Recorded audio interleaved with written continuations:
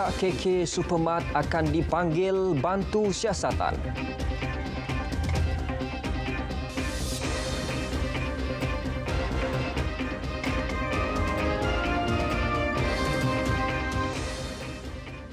Assalamualaikum, salam Malaysia Madani. Anda bersama saya Anas Farhin dalam Berita Tengah Malam.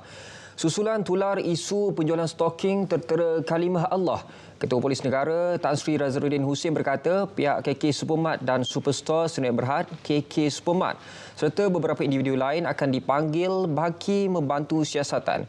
Kesemua mereka akan dipanggil untuk dirakam keterangan minggu ini. Sementara Pengarah Jabatan Siasatan Jenayah Bukit Aman, Datuk Seri Muhammad Syuhaili memaklumkan, polis telah membuka 2 kertas siasatan berhubung penjualan stoking tentera kalimah Allah di kedai serbaneka KK Supermart di Sunway. 42 laporan polis juga telah diterima di seluruh negara berkaitan isu tersebut. Kes disiasat Unit Siasatan Jenayah Terkelas bahagian pendawaan Undang-Undang D5 Bukit Aman di bawah Seksyen 298A Kanun Keseksaan dan Seksyen 233 Akta Komunikasi dan Multimedia 1998. PDRM menasihatkan orang ramai agar tidak membuat sebarang spekulasi yang boleh mengganggu proses siasatan. Manakala Timbalan Menteri Dalam Negeri Datuk Seri Dr. Syamsul Anwar Nasrallah memaklumkan setakat ini 36 laporan polis telah diterima dan 1 kertas siasatan dibuka berhubung penjualan stoking tersebut. Selanjut, kita laksanakan terhadap pengurusan dan juga vendor-vendor yang terlibat bagi pastikan bahawa stoking ini tidak lagi berada di pasaran dalam negara ini.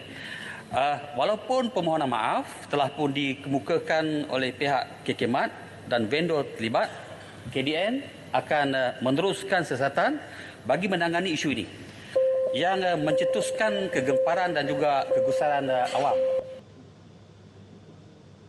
Mengulas lanjut, kes itu disiasat bawah Seksyen 298A Kanun Keseksaan dan Seksyen 233 Akta Komunikasi dan Multimedia 1998.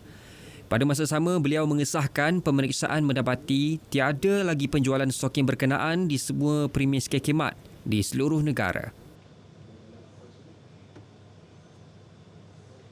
Sementara itu, Menteri JPM Hal Ehwal Agama Datuk Dr. Muhammad Naim Mokhtar meminta rakyat kekal tenang dan beri kepercayaan kepada pihak berkuasa untuk jalankan siasatan.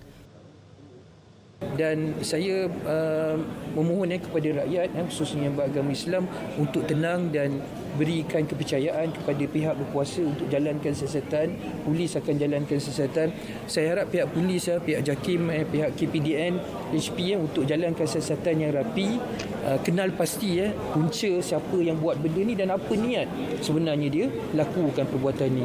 Jadi kita tak nak perbuatan khianat ini yang melibatkan kesucian dan satu perkara yang sangat sensitif dalam bulan Ramadan ni di kalangan orang Islam ni tidak berulang pada masa akan datang. Beliau telah mengarahkan JAKIM untuk berjumpa dengan pengurusan kedai serbaneka terlibat bagi menyiasat insiden terbabit. Atasi masalah banjir di Kuala Terengganu, 5 kolam tempatan banjir disasar di Selenggara tahun ini dengan anggaran kos RM240,000. Kajian Pelan Induk Mesra Alam PISMA termasuk di Kuala Nerus yang disiapkan pada 2019 menjadi panduan untuk naik taraf, bina sistem saliran serta merancang pembangunan bagi jangka panjang. PISMA dijadikan panduan dan rujukan PBT, pemaju dan lain-lain pihak berkaitan untuk menaik taraf, membina sistem saliran serta merancang pembangunan masa hadapan yang lebih terancang, sistematik dan mapan bagi mengurangkan risiko banjir kilat dan mengawal pencemaran akibat pembangunan. Jabatan Pengairan dan Saliran sedang giat laksana projek pemuliharaan muara Sungai Ibai yang dijangka siap November tahun depan. Pahang, Sarawak serta Kelantan adalah antara negeri yang paling terdedah kepada cuaca ekstrim, membabitkan panas dan kurang hujan luar biasa. Khazanah Research Institute KRI berkata ia diikuti oleh Sabah dan Perak. Berdasarkan kajian mengenai risiko perubahan iklim dalam kalangan pekebun kecil di Malaysia, ia mendapati kawasan terbabit amat terdedah kepada perubahan iklim namun tidak berdaya tahan untuk menghadapinya. Pada peringkat daerah pula, Semporna, Beaufort dan Kota Belud di Sabah serta Sarike, Sibu, Belaga dan Bintulu di Sarawak adalah antara daerah paling terdedah kepada kesan perubahan iklim serta cuaca ekstrim. Selain itu, Gua Musang dan Pasir Mas di Kelantan, Temerloh, Cameron Highlands, Lipis, Kuantan, Pekan, Jerantut dan Bera di Pahang dan Hulu Perak, Kuala Kangsar serta Perak Tengah di Perak juga antara daerah yang terdedah keadaan cuaca sama.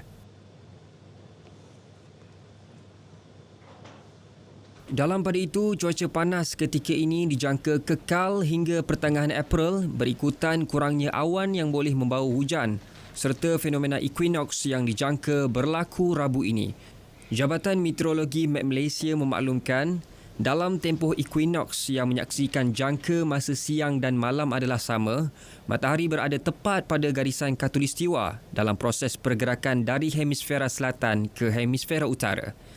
Dalam tempoh itu, suhu boleh mencecah antara 35 hingga 38 darjah Celsius bergantung kepada kehadiran awan dan hujan pada masa berkenaan. Susulan gelombang haba tahap 2 di daerah Pokok Sena, Kedah. Orang ramai lebih berhati-hati untuk keluar memberi barangan keperluan, terutama cuaca panas.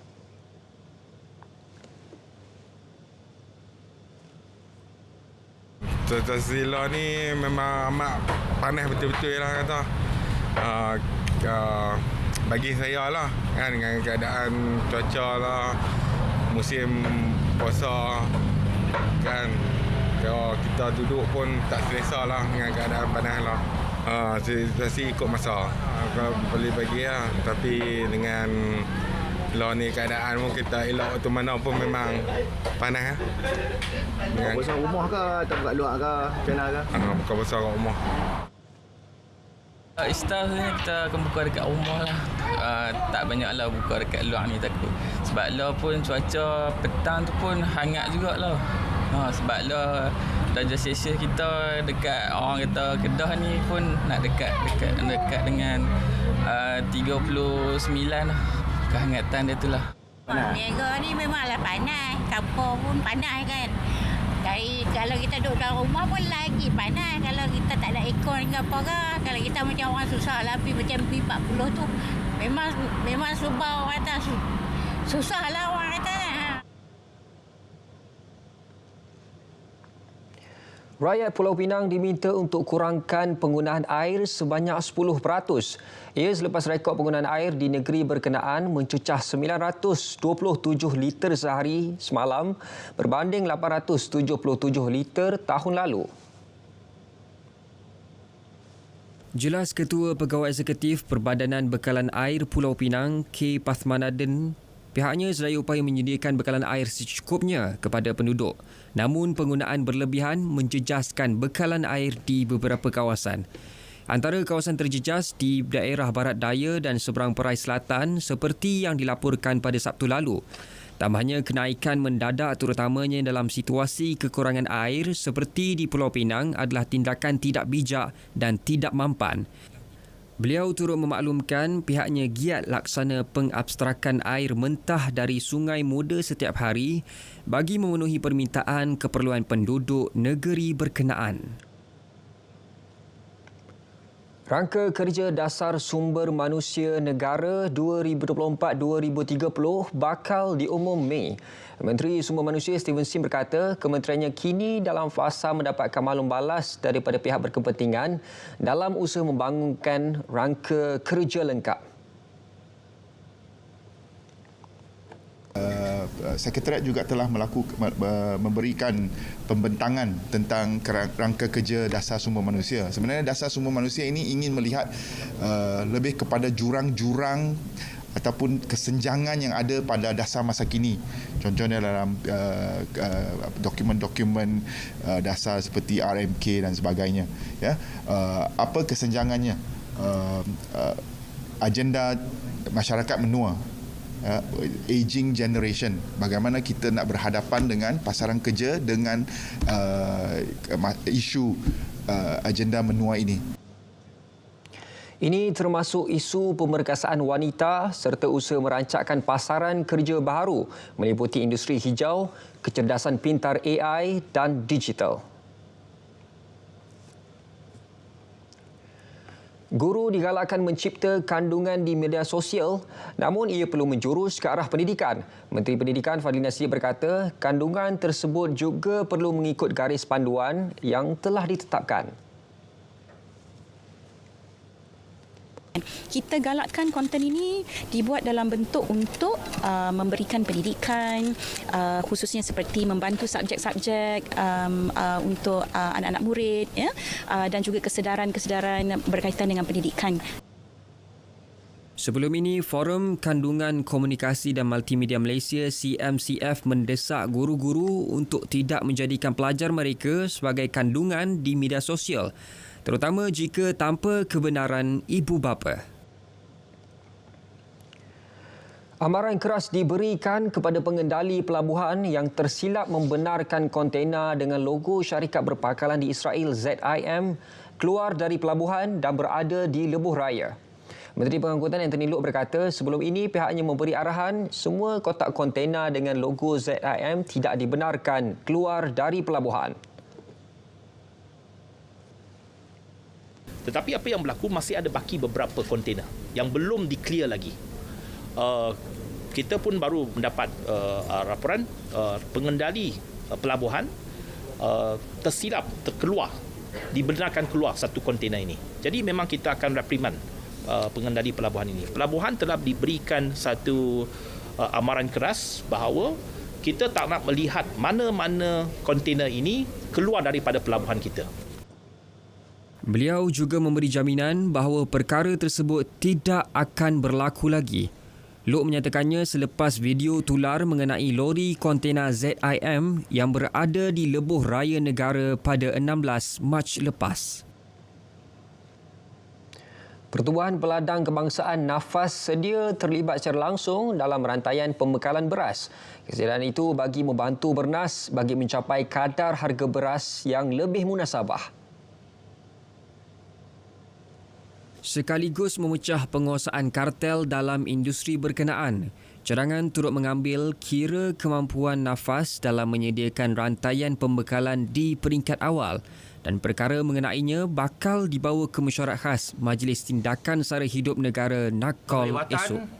Daripada awal, daripada penyediaan tanah sehinggalah kepada pengenalan beras dan pengedaran beras mampu dibuat oleh Nafas, dan insya-Allah Nafas akan bersama-sama dalam membantu kerajaan untuk berhadapan dengan tekanan kartel dan menjual beras dengan lebih munasabah harganya supaya kos sara hidup dapat dikurangkan dan harga beras dapat stabil dan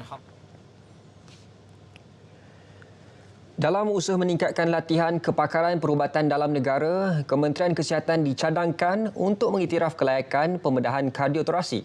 Ia bagi membantu pesakit jantung tidak menunggu lama untuk pembedahan.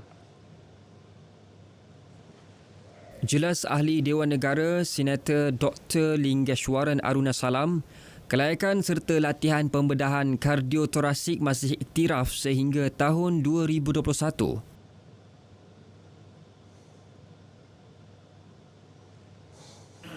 Saya ingin memetik contoh latihan pembedahan kardiotorasik di bawah Parallel Pathway Program Kementerian Kesihatan Malaysia. Menurut kajian saya, sehingga 2021, latihan tersebut masih diiktirafkan oleh Majlis Perubatan Malaysia dalam laman sesawang mereka.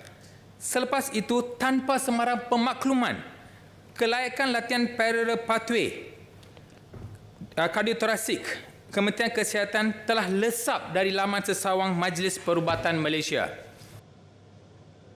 Tambah beliau, negara kini hanya mempunyai 14 pakar bedah kardiotorasik yang berkhidmat di Kementerian Kesihatan.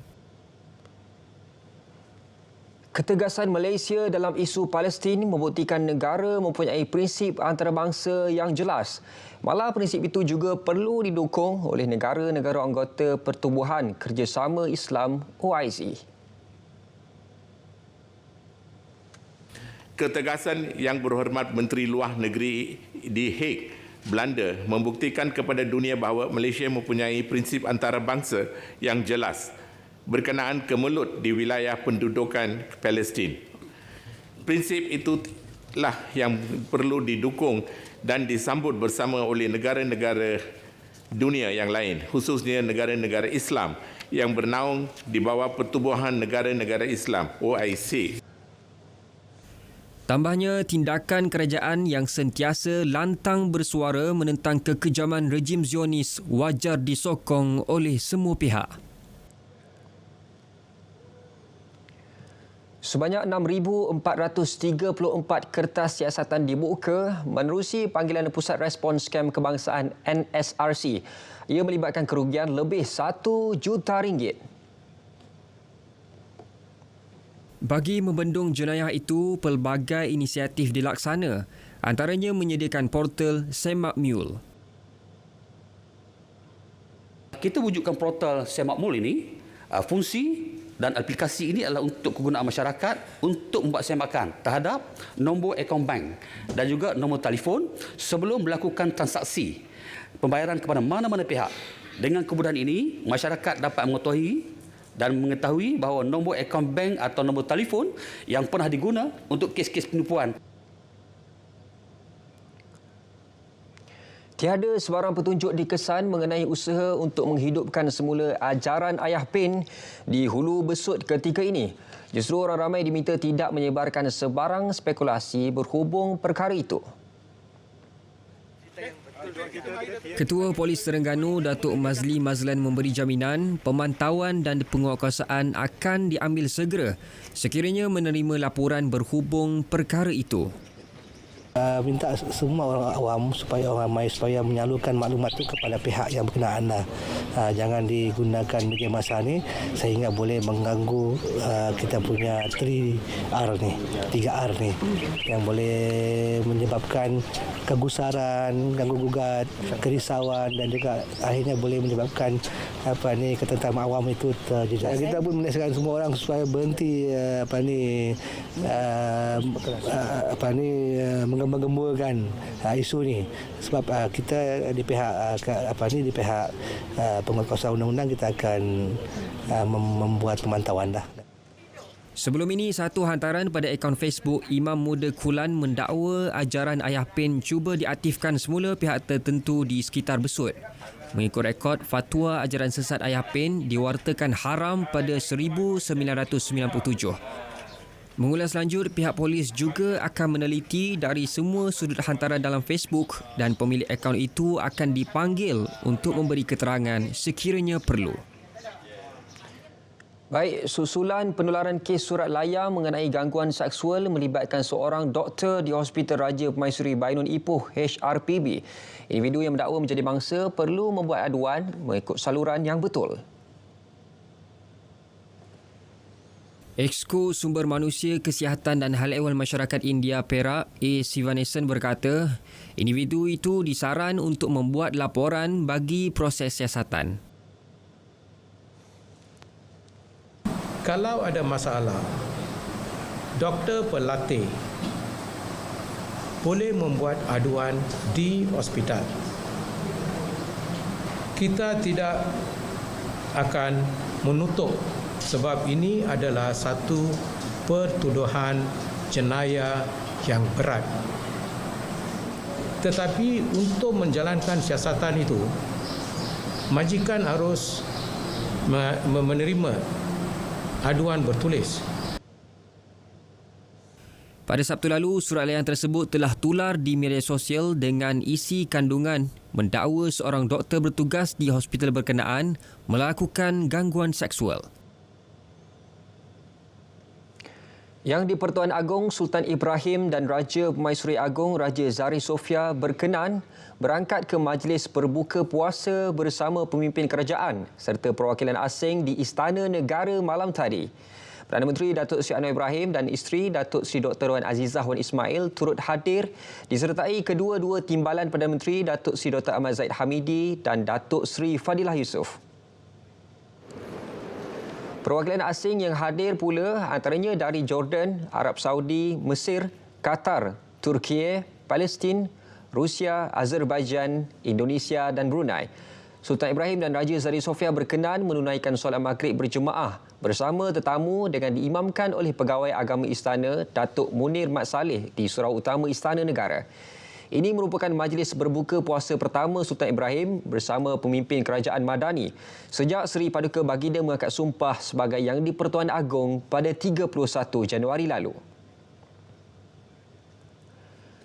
Lembaga Pemasaran Pertanian Persekutuan Fama Kelantan belum menerima laporan berhubung gangguan bekalan hasil pertanian di pusat jualannya ekoran cuaca panas atau El Nino ketika ini.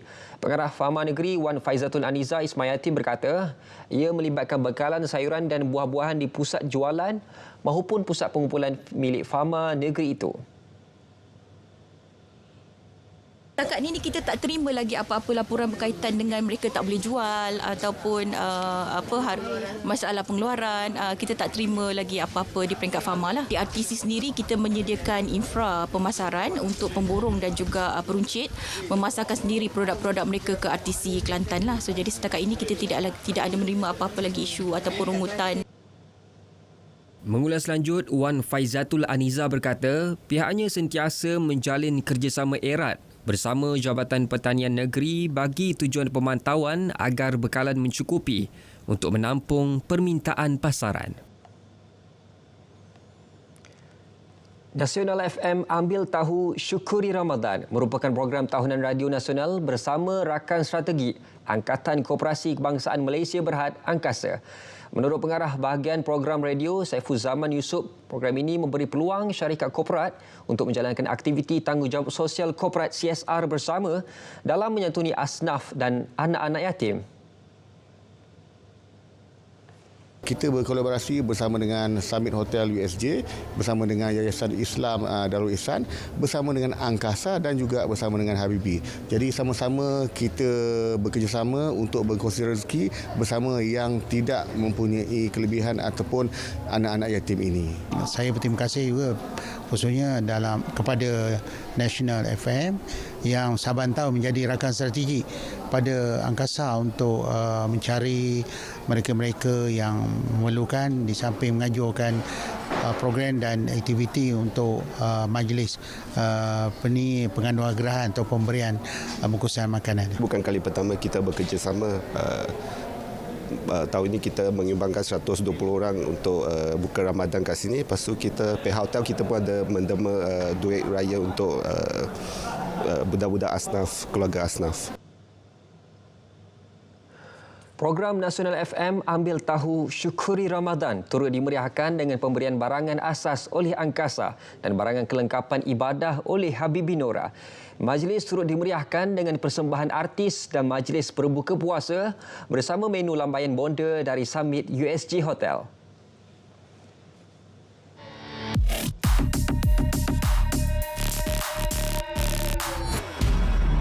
Tular komen pada hantaran di TikTok mendakwa pemimpin negara membisu tatkala Islam diperlekeh di negara ini. Tuduhan dilempar secara khusus kepada Raja-Raja Melayu dan Perdana Menteri berkaitan isu kalimah Allah pada stoking yang dijual di sebuah rangkaian kedai serbaneka. Penelitian mendapati dakwaan tidak lain tidak bukan direka bertujuan menimbulkan kebencian. Realitinya, kes berkaitan dikendali mengikut saluran betul.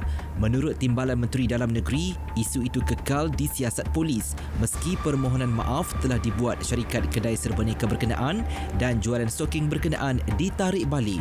Selain rakaman percakapan, rangkaian premis turut diperiksa. Justru tak timbul kerajaan atau pihak berkuasa membisu berkaitan hal ini. Selain hal stoking, rangkaian kedai sama turut dikaitkan dengan jualan aksesori kereta berbentuk tapak kaki dengan kalimah Allah dan Rasul. Siasatan pasukan Biar Betul mendapati ia bukan cerita baru. Sebaliknya, ia pernah tular pada 2019 dan dihebahkan kembali. Pihak syarikat yang dihubungi turut mengesahkan ia isu lama. Perkara itu juga pernah dilapor media. Henti sebar fitnah, apatah lagi memainkan isu 3R. Manipulasi isu sensitif bukan sahaja mencetuskan kegusaran, malah boleh menyebabkan penghantar meringkuk di penjara. Terima maklumat palsu atau bahan fitnah, segera lapor ke MCMC. Biar betul, tak pasti, jangan kongsi.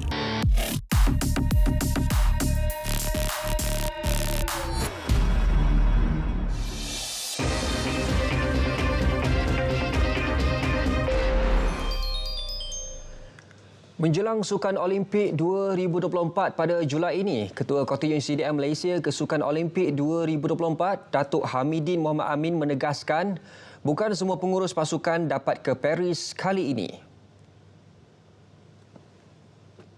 Jelas beliau, ia susulan kuota pegawai terhad dan jumlah atlet yang kecil selain syarat keselamatan ketat oleh penganjur. Saya harap kumpulan pengurus pasukan ini memberi kerjasama penuh pada masa kini hingga atlet berada di sana, dan sudah tentu kita akan cuba membantu seberapa banyak untuk coach ataupun pegawai untuk membantu atlet.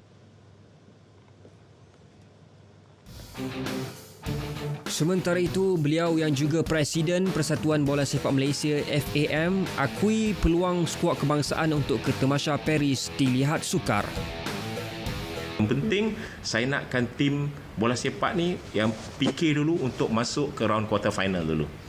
Mana dia akan bermain pada 17, 20, 23 against Uzbekistan, Vietnam dengan Kuwait. Peluang ada untuk go. To aim to layak ke Olimpik tu, saya rasa saya kata go step by step. Bila layak round quarter final pun I think good achievement. Hanya 3 pasukan terbaik pada Piala Asia bawah 23 tahun di Qatar dari 15 April hingga 3 Mei ini akan meraih tiket ke Paris. Sedikit perkembangan Liga Malaysia. Pemain tengah dari Croatia, Marin Pilch, diumum sebagai tonggak import terakhir pasukan Terengganu Football Club TFC musim ini. Menurut Ketua Pegawai Eksekutif Terengganu Football Club Sdn Bhd, Muhammad Sabri Abbas, pemain berusia 27 tahun itu menjadi pilihan untuk berganding bersama Nurilo Tukhtasinov, Manuel Ott dan Akram Mahinan. Beliau berkata kehadiran Pilch selama 1 musim di Darul Iman adalah bagi mengisi kuota import bebas yang turut diisi oleh Ismail Akinadi, Matthew Steenvoorden dan Ivan Mahmud. Sementara itu, Pilch yang bakal menyarung jersey nombor 60 berkata beliau akan berusaha keras untuk menyesuaikan diri dengan rakan pasukan dan corak permainan di Liga Malaysia. Beliau juga bertekad untuk mencipta nama dan rekod cemerlang dengan menghadiahkan piala untuk musim pertamanya bersama TFC.